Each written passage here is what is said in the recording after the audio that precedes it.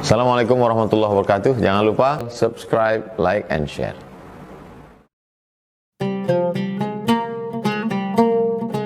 Gagah, perkasa, berkuasa, punya uang, terkenal, populer, kaya raya, sampai masanya tua, sampai masanya sakit, sampai masanya mati. Dulu pakai proses begitu, muda, kaya, tua, sakit, mati. Sekarang enggak panjang-panjang, masuk rumah sakit, mati.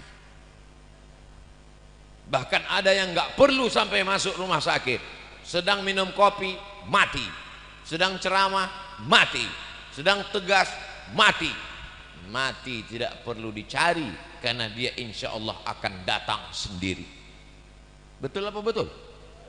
Aina ma takunu, dimanapun kamu berada, yudrikumul maut, kematian akan mendatangi kamu.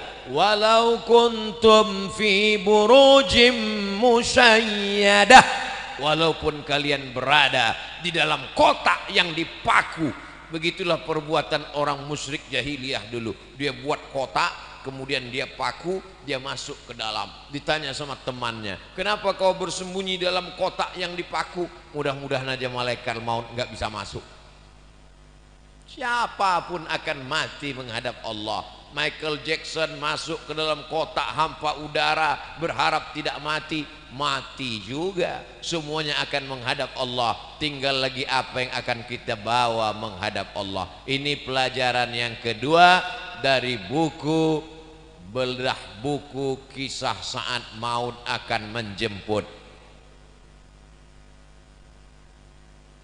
Bacaan-bacaan maulid tadi yang diulang-ulang oleh para habaib dan kiai alim ulama, didengar oleh telinga, maka itu akan terngiang-ngiang waktu kita nanti mau sakaratul maut. Jadi kalau ditanya orang, ngapain maulid lagi, maulid lagi, maulid lagi? Ini kan bukan Rabiul Awal lagi. Ini sudah Jumadil Akhir, Rajab, Sa'ban. Kenapa kalau pertemuan Anda baca maulid? Berharap syafaat Rasulullah sallallahu alaihi wasallam. Mudah-mudahan saat mau sakratul maut itu, orang yang suka bersolawat dibantu waktu sakratul maut ringan. Allahumma hawwin alaina fi sakaratil. Ketika ruhnya keluar, lalu kemudian pertanyaan mungkar nakirnya dapat solawat dimudahkan. Marabbuka, man nabiyuka, ma imamuka, ma qiblatuka, man ikhwanuka. Kemudian nanti ketika dibangkitkan di padang mahsyar, idza sama'um fatarat wa idzal kawakibun tasarat wa idzal bi'aru fujirat wa idzal quburu bu'sirat. Ketika dibangkitkan di kubur dimudahkan. Ketika ditimbang amalnya, fa amma man saqulat mawazinuh, siapa yang berat timbangannya, fa huwa fi 'ishatir radiyah, maka dialah hidupnya diridhai Allah. Tapi jangan gara-gara ayat ini ibu enggak diet lagi. Kenapa? Kan yang berat timbangannya hidupnya diridhai Allah Pak Ustadz. Timbangan amal maksudnya, bukan timbangan badan. Orang yang bersolawat maka dimudahkan nanti ketika hisab. Wal afwa indal hisab. Orang yang banyak bersolawat dimudahkan ketika meniti titian ihdinas siratal mustaqim. Orang yang banyak bersolawat maka dia paling dekat nanti di surga Jannatul Firdaus. Aqrabu majlisan, dekat majlisnya. Jadi kalau ditanya kenapa maulid, maulid, maulid, majlis maulid itu sesungguhnya adalah majlis sodakoh. Mentang-mentang tadi keluar uang masuk kotak, betul sodakoh, tapi utamanya adalah majlis solawat. Salatullah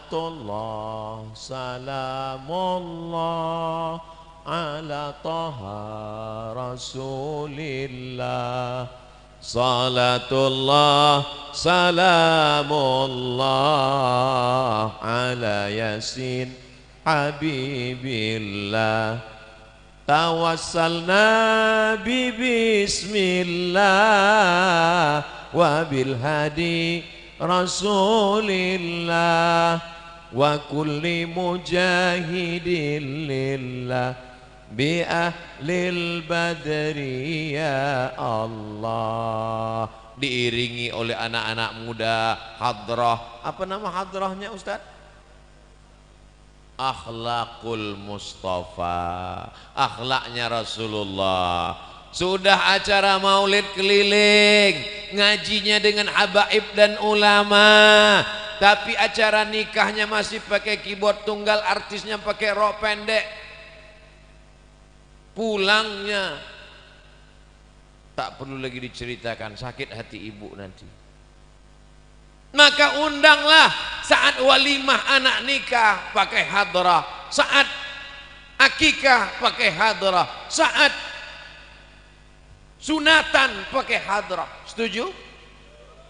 Saya berapa kali nggak datang acara walimah. Ustadz Somad ini katanya kalau diundang wajib datang. Seringkali dia ceramah, idza da'aka fa'ajibhu, kalau diundang datang. Ustadz sudah kami undang, undangannya diantar ke rumah, yang lain pakai WA. Ustadz dikirim undangannya langsung datang ke rumah. Kenapa Ustadz nggak datang? Aku datang. Kok nggak ketemu kemarin? Aku nggak masuk ke dalam. Kenapa nggak masuk? Waktu aku mau masuk kalian sambut dengan lagu jatuh bangun aku mengejarmu. Ngapain saya masuk? Daripada jatuh bangun mendingan pulang. Kita mau masuk, dia sambut dengan lagu Cinta Satu Malam. Itu kan kumpul kebo. Mohon maaf, ada anak-anak. Dia sambut dengan lagu Selimut Tetangga. Ngapain dibahas? Ini perbuatan maksiat. Selingkuh itu indah. Nauzubillah. Lagu-lagu itu menginspirasi, mengajak orang berselawat kepada Nabi. Iramanya indah-indah, dilakukan oleh anak muda. Saya senang sekali malam ini yang menyanyikan hadrah itu anak-anak muda, laki-laki. Laki-laki semua tadi kan? Kadang ini ada maulid Nabi yang nyanyi perempuan. Lagunya biasa aja, lipstiknya 2 inci. Perempuan itu suaranya bagus baca Quran, suaranya bagus sholawatan. Tapi kalau dilihat laki-laki yang tidak mahram, suami orang melihat istri orang. Banyak perempuan pakai jilbab bagus, pakai baju bagus, wajahnya glowing di depan suami orang, di depan istrinya sendiri seperti mak lampir, nyi blorong, sundel bolong, suster ngesot. Loh, hafal semua nih Pak Ustadz. Jamaah yang dimuliakan Allah. Tapi malam ini Masya Allah tabarakallah, majelis salawat kita insya Allah diridhai Allah, disenangi Rasulullah. Kenapa? Karena tidak campur antara laki-laki dan perempuan. Tuh kok ada perempuan, mereka terjebak di tengah laki-laki. Masya Allah tabarakallah. Ini yang baik-baik ini kita bawa insya Allah. Apa pelajaran dari Bekasi? Silaturahimnya terjaga. Apa pelajaran dari Bekasi? Cerita judulnya tepat, mengingat mati, supaya masyarakat ini diingatkan pada mati. Wa kafa bil mauti wa'iza. Ada nasihat yang tidak bersuara, ada nasihat yang bukan khutbah, bukan ceramah, bukan tausiah, bukan tazkirah. Dia diam 1000 bahasa. Nasihat itu bernama mati. Siapa yang menasihati Ustadz Abdul Somad? Enggak ada. Enggak ada orang menasihati saya sampai sekarang. Saya datang ke kiai, kiai tolong nasihati saya. Saya kalau tausiah, saya cari para alim ulama yang tua-tua, yang sepuh-sepuh, minta nasihat, minta doa. Mereka enggak kasih nasihat. Mereka katakan, ya Ustadz sudah tahulah, sama-sama saja kita berdoa kepada Allah. Nasihat yang paling dalam yang masuk ke dalam otak dan hati saya adalah ketika melihat orang mati terbujur kaku, yang selama ini dihormati, dibanggakan, dimuliakan, disanjung tinggi. Kalau datang disambut dengan baleho dan karpet warna merah, tapi lalu kemudian ketika mati menghadap Allah terbujur di ruang tamu dan tidak sampai 24 jam dibawa keluar. Rumahnya rumah dia, yang membangunnya dia, yang beli tanahnya dia, yang cari arsiteknya dia, yang ngumpulkan uangnya dia. Tapi kalau sudah meninggal dunia, sejengkal pun di rumah itu tidak ada yang bersedia menampung dia. Tempatnya tetap di TPU, tempat taman pemakaman umum. Ada rumah yang dibangun, ada rumah yang dikendalikan, ada rumah yang diatur. Sekian tahun nabung untuk buat rumah. Rumahmu berapa harganya? 3M. Wow, hebat sekali. 3M, 3 kali minjam. Ada rumah yang tidak pernah kita lihat, rumah yang tidak pernah kita jenguk, rumah yang tidak pernah kita pedulikan, tapi kita akan tinggal di sana. Lebih lama di rumah kita atau di taman pemakaman umum? Saya tanya sekali lagi, lebih lama tinggal di rumah yang kita bangun atau lebih lama di kuburan? Lebih lama di kuburan. Di rumah kita paling kita tempati. Ada orang menempati rumahnya sampai 100 tahun? Enggak ada. Paling kita tempati rumah kita itu paling lama 50 tahun. Itu pun kalau umur kita 75 tahun. Umur 25 bangun rumah atau mewarisi rumah bapaknya. Kita cerita bukan rumah bapak kita, bukan rumah kakek kita, rumah kita. Kita tempati cuma 50 tahun. Setelah itu kita masuk liang lahat. Yang meninggal tahun 1945 saat ditembak oleh Belanda sampai sekarang berarti dia sudah dikubur berapa tahun? Maka sampai masanya nanti hari kiamat ada yang di liang lahat sampai 100 tahun, ada yang sampai 1000 tahun lamanya. Apa yang sudah kau persiapkan amal jariah? Yatsba'ul mayyita salasun, yang mengiringi mayat sampai ke liang lahat ada 3. Ahluhu, istrinya ikut mengiring, anaknya datang, jamaah semua datang, tapi cuman sampai ke pintu liang lahat. Setelah itu mereka masukkan ke dalam. Setelah itu mereka kemudian naik ke atas. Mereka ambil pacul, cangkol dan skop. Mereka katakan mari kita timbun, kita injak biar padat. Setelah itu ditancapkan kayu nisan. Setelah itu mereka pun berdoa. Setelah itu mereka pun pulang ke rumah. Anaknya nangis pada hari yang pertama. Hari kedua dia mulai tersenyum. Kirim rek spasi lucu, kirim ke 9090. Kiki. Tapi kalau anakmu soleh, dia akan bangun di tengah malam. Rabbi firli wali walidayya warhamhuma kama rabbayani shaghira. Gimana anak ibu? Ingat dengan suami ibu? Ingat dengan ayahnya? Alhamdulillah Pak Ustaz. Malam-malam saya bangun jam 2, saya dengar di samping kamar ada baca Yasin.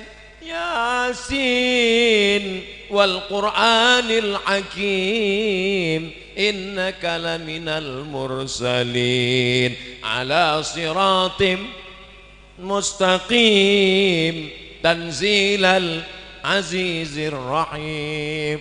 Lalu saya pun bangun Pak Ustadz, senangnya hati saya, anak saya baca Quran untuk ayahnya. Begitu saya buka pintu kamar, ternyata TV belum mati Pak Ustadz. Mudah-mudahan anak kita termasuk yang tetap kirim Yasin untuk kita tiap malam. Kita pesankan ke mereka supaya tahajud, berzikir, berdoa. Ya Allah, sampaikanlah pahala tahlilku. La ilaha illallah tahlil, subhanallah tasbih, tahmid, alhamdulillah, takbir, Allahu akbar, salawat. Lalu kemudian dia bawa anak istrinya baca Quran. Wa idza khatimul qur'ana, kalau dikhatamkan mereka Quran 30 juz, fahuwa hasanun, sepaling bagusnya sekhatam Al-Quran 30 juz. Kalau tidak sanggup khatam Quran, likulli syai'in qalbun, segala sesuatu punya hati. Wa qalbul Quran, hatinya Al-Quran adalah Yasin. Dan kalau tidak sanggup baca Yasin, Ummul Quran Al-Fatihah, level paling tinggi sekhatam. tak sanggup sekhatam Yasin, tak sanggup Yasin Ummul Quran. Itulah tadi yang Pak Bupati mengajak kita, mari kita bacakan suratul Fatihah. Fatihah pun tidak mau. Innalillahi wa inna ilaihi raji'un. Apa yang kau balaskan untuk ayahmu? Berapa kali dia tidak jadi ganti baju hari raya demi uang sekolahmu. Sekolahmu memang online, tapi bayarannya offline. Berapa kali ibumu tidak jadi hari raya buat kue demi untuk sekolahmu, demi untuk air susumu, demi untuk makan minummu. Meregang nyawa dia melahirkan. Andai kau gendong dia dari Bekasi ke kota Makkah, tawaf 7 putaran, sa'i Safa dan Marwah, wukuf di padang Arafah, melontar jumrah, belum tentu dapat menebus sekali teriakannya saat melahirkanmu. Betul ibu? Ternyata ibu tidak ada yang teriak waktu melahirkan. Kenapa? Dia pingsan di operasi. Lahir. Ustadz, walaupun operasi sesar itu sakit loh Ustadz. Ustadz kan gak pernah merasakannya, karena rasaku bukan rasamu Ustadz. Kita tidak pernah tahu bagaimana perasaan mereka perempuan ketika hormonnya berlebih di awal kehamilan. Dia muntah-muntah, respon hidungnya sangat tajam. Suami yang dulu kata dia buah hati belayan jiwa, cintaku setengah napasku pergi, baunya minta ampun. Lalu kemudian yang awalnya rahim itu kecil lalu mulai membesar, sebulan, 2 bulan, 3 bulan, akhirnya ususnya menjadi kecil, makannya susah, nafasnya terhalang, lalu kemudian tulang belakangnya mulai melengkung, lalu ketika melahirkan anak seperti patah-patah tulang rusuknya. Itulah ayat yang disebut dalam Al-Quran, wahnan ala wahnin, lemah di atas lemah. Tak ada yang bisa membalas kelemahan-kelemahan itu, dan tidak ada yang sanggup membahasnya. Kalau saya bahas bagaimana lemahnya perempuan saat mengandung, perempuan itu mengandung lemah di atas lemah. Kata ibu-ibu, alah Ustadz kayak pernah aja. Maka kita balaskan, yang ibunya masih hidup mudah-mudahan masih sempat berbakti kepada orang tua. Yang ibu bapaknya sudah meninggal dunia, nasihat kematian, ziarah. Jangan nunggu mau Ramadan, jangan nunggu mau Idul Fitri, besok hari libur bawa anaknya ziarah. Ini sekarang banyak orang ziarah, bapaknya baju hitam, istrinya baju hitam, anaknya baju hitam, hitam-hitam semua, sampai di tempat pemakaman langsung foto. Habis itu update status, man in black. Apa ini? Ini bukan ajaran Islam. Ajaran Islam adalah saat di tempat pemakaman baca doa, assalamualaikum ya alad diyar minal mu'minin wa inna insyaallahu bikum lahiqun yarhamullahul mustaqdimina wal mustakhirin nas'alullaha lana wa lakumul afiyah. Oh, bacaannya panjang Pak Ustadz. Ya, tapi kami bacaannya pendek. Apa bacaannya? Assalamualaikum ya ahlal kubur. Itu namanya doa minimalis. Apalah salahnya cetakkan doa ziarah kubur? Tanya nanti panitia berapa ongkosnya buat baleho besar seperti ini, buat doa ziarah kubur, tempel besar-besar di dekat pemakaman TPU.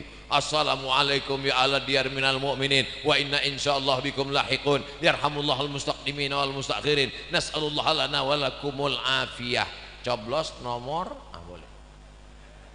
Daripada baleho yang enggak jelas ujung arahnya, nyangkut ke pokok kayu, diambil Satpol PP, dibakar, mendingan di samping kuburan, mengingatkan orang. Andai pun dia tidak lapuk, maka mengalir sampai hari kiamat. Inilah dia amal-amal kita. Apa saja amal kita yang akan mengalir? Waladun salihun, anak yang soleh, shadaqatun jariyah. Itulah uang yang masuk ke dalam kotak-kotak tadi. Beli semen, batu bata, kerikil, atap, tenda, lampu, AC, mihrab, mimbar, kipas angin.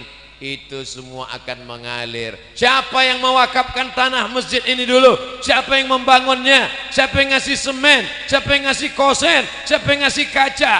Kita tidak tahu, tapi pahalanya dari mulai tadi petang sampai malam, sampai sholat subuh besok, zuhur, asar, maghrib, isya, subuh, zuhur, asar, maghrib, isya, Ramadan, tarawih, witir, idul fitri, idul adha, hari raya kurban, sampai hari kiamat, mengalir pahalanya ke liang lahat. Mudah-mudahan sebelum mati kita sempat bangun masjid. Masjid apa namanya? Masjid Al-Mustaqim. Siapa yang buat? Pak Kapolsek. Masjid apa namanya? Masjid As-Somad. Siapa yang buat? Ustadz Somad. Sudah ada? Belum lagi. Tapi insya Allah kalau kita berniat sebelum mati mesti ada. Saya diundang ke Jambi, diajak untuk meresmikan masjid. Jalannya jauh, naik mobil. Dalam hati saya, mau dibawa kemana lah ini? Begitu sampai, musola kecil. Ya Allah, apa kelebihan musola ini? Apa kelebihannya? Berikut ini mari kita dengarkan kata sambutan dari Bapak Kapolsek. Saya sebagai Kapolsek, kumisnya melintang.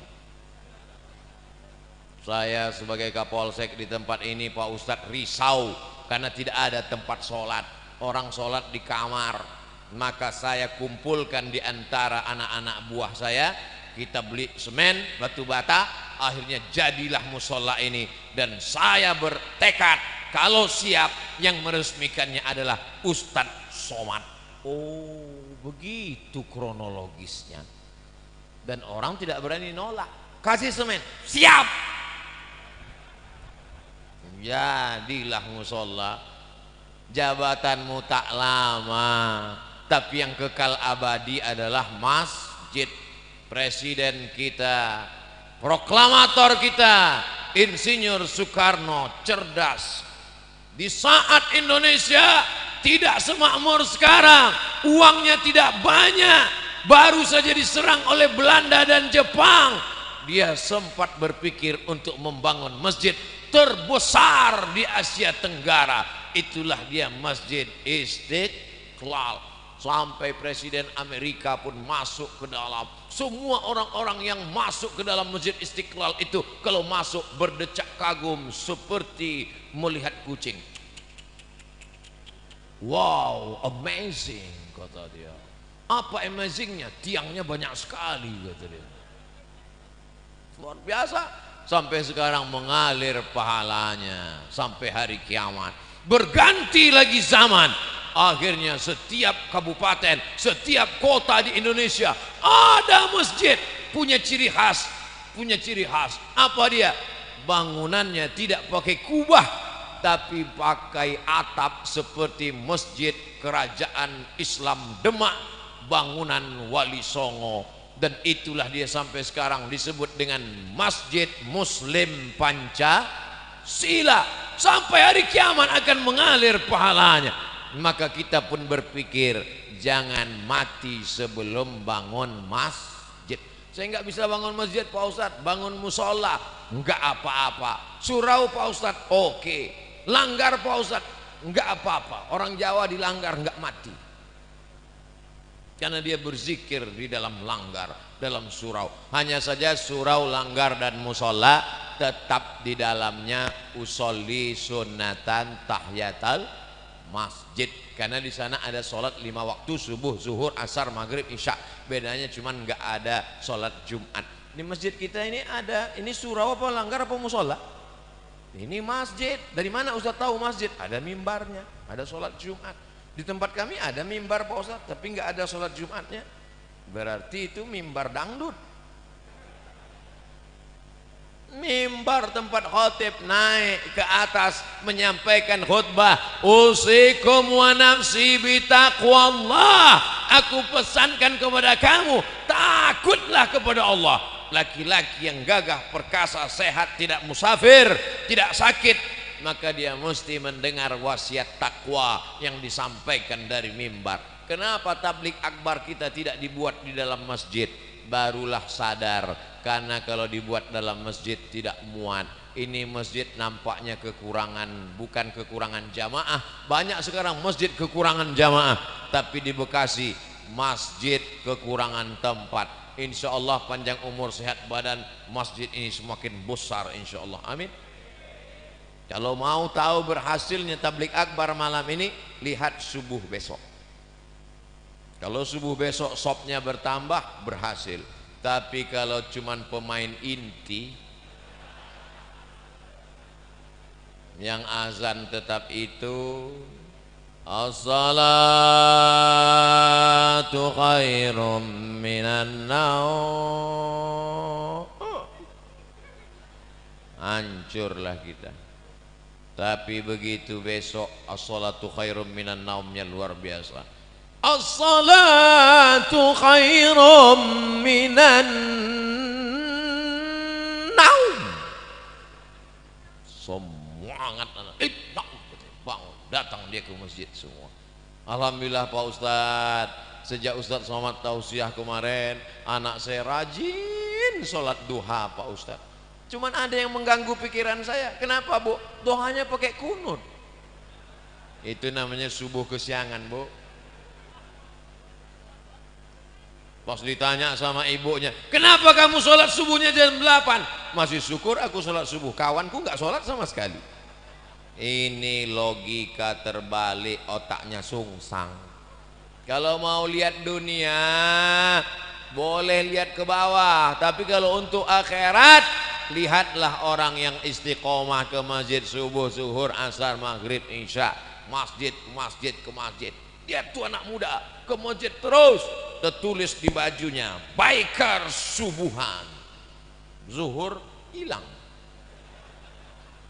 Sedangkan subuh yang berat lawan ngantuk aja dia datang. Sedangkan subuh yang matanya lelap, tidur pulas, mengigau, tetap dia lawan datang ke masjid.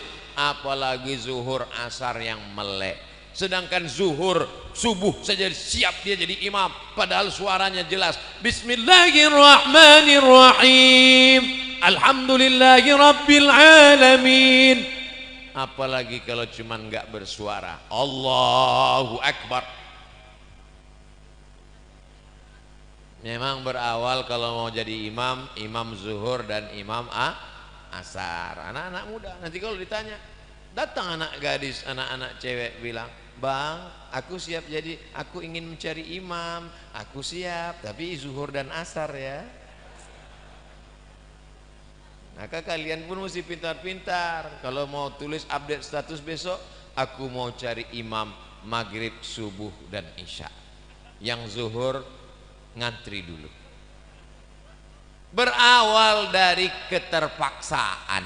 Berawal dari keterpaksaan, berubah menjadi kebutuhan, akhirnya kebiasaan. Allah bisa karena biasa. Tadi tausiah saya mulai jam 9 kurang 10, sekarang jam 10 kurang 10. 60 menit kita bersama sesuai tertulis di botol minuman santri.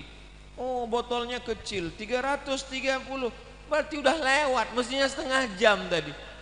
Tapi orang Bekasi ini cerdas, dia buat sesuatu yang berkesan, dia kasih susu. Masya Allah, tabarakallah. Ustadz nggak boleh minum air manis karena suaranya menggelegar, tenggorokannya panas. Dikasih air manis yang panas, suaranya hilang, pita lehernya rusak.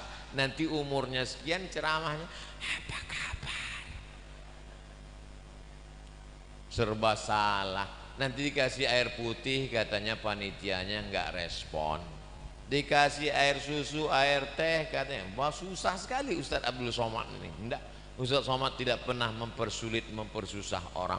Kalau bisa dipermudah, kenapa dipersulit? Yassiru, mudahkan urusan orang.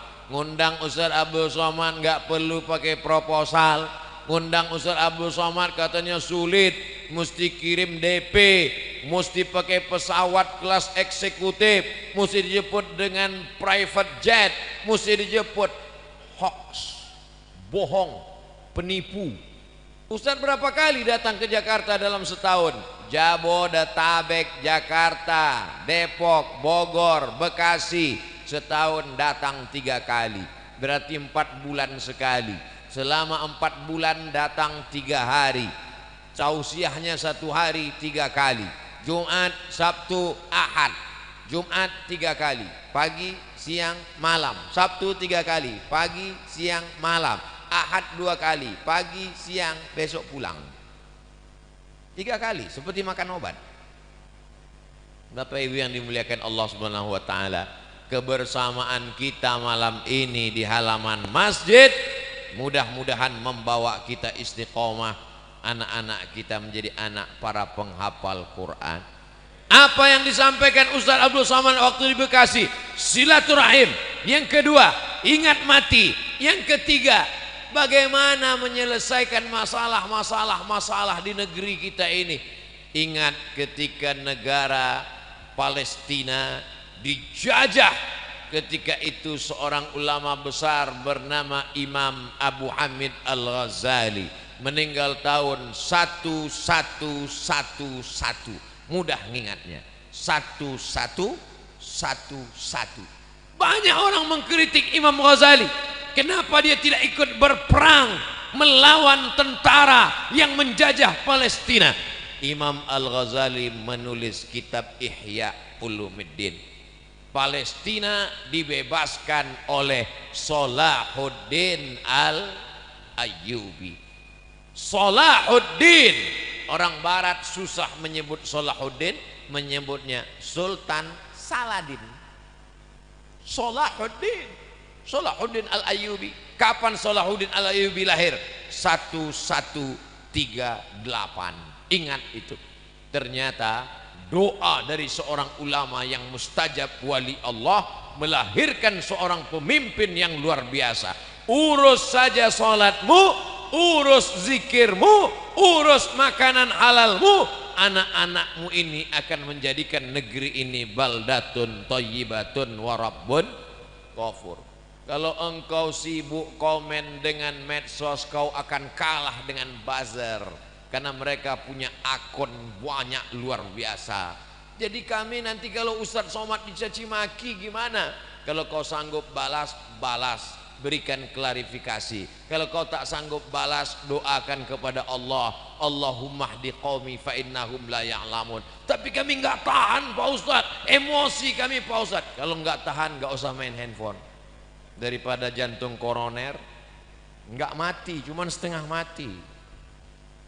Tapi anak-anak muda yang punya kekuatan, maka diam melihat kebatilan adalah setan akhras, setan bisu.